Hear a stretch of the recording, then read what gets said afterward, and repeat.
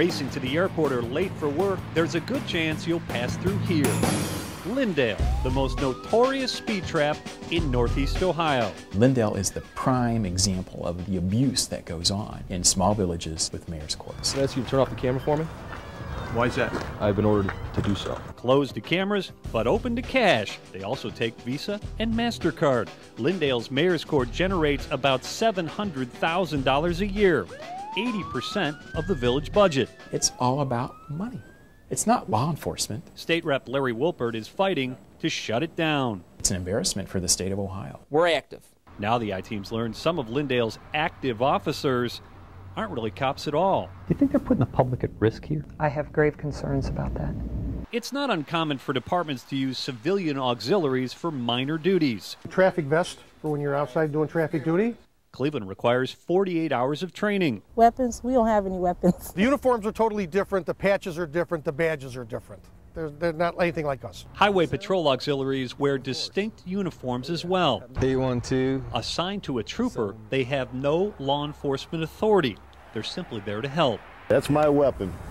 Like I said, I'd probably rather not use it because of the mess it makes. And yet the patrol puts auxiliaries through 12 weekends of class. Everything from use of force, self-defense, to civil rights. You just cannot go out there without being trained. I mean, it's just impossible.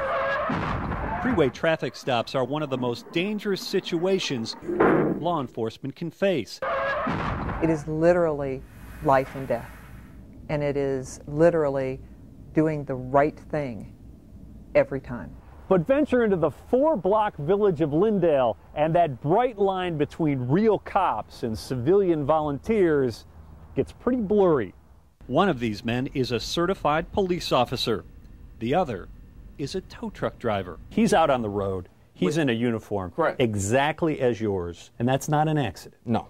If you could read the small print on his badge in the dark, you'd discover Dale Kuffner Jr., the man on the right, is a civilian. It's reasonable for a motorist to believe that that's a police officer. Yeah, they may very well believe that, yes. State law empowers villages to decide for themselves how many hours of law enforcement training an auxiliary volunteer is required to complete.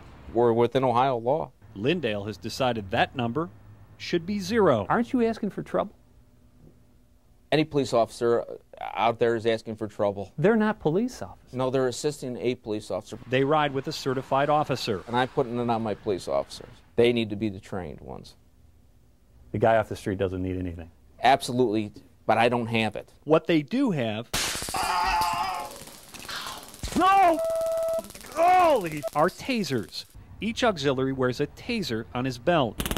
In fact, the only training these civilian volunteers receive is how to use a taser and how to fire the cruiser's shotgun. Wow. Tommy Doris is executive director of the Ohio Peace Officer Training Academy. To me, what that's doing is it is giving this particular officer 2 options on how to handle something. That's the taser or the shotgun. Would you feel better if I took the taser away from them? Lindale claims their auxiliaries perform no police officer functions. Nor do we give them any law enforcement authority. I-Team hidden cameras tell a different story. That's Dale Kuffner. Yes, it is. And that's Chief Gary Teskey taking a suspected drunk driver into custody. He hands volunteer Dale Kuffner Jr. a clipboard. Kuffner moves the woman's car off the street, and the chief drives off with the suspect in the back seat of his cruiser. Kuffner makes a phone call. Then, alone in uniform, civilian Dale Kuffner Jr. begins to conduct a search, scouring through both the car and the woman's purse. Where's his right to go through that suspect's purse? For his safety, an irate person, he may very well just been There's looking no for a irate weapon. person anywhere near there. She's long gone in handcuffs. She's in jail in Lindale. Absolutely, but that doesn't mean there's no danger there and he wants to do it for his own safety. It's unclear how counting the woman's cash helped keep Kuffner safe. It looks like he's performing the functions of a peace officer.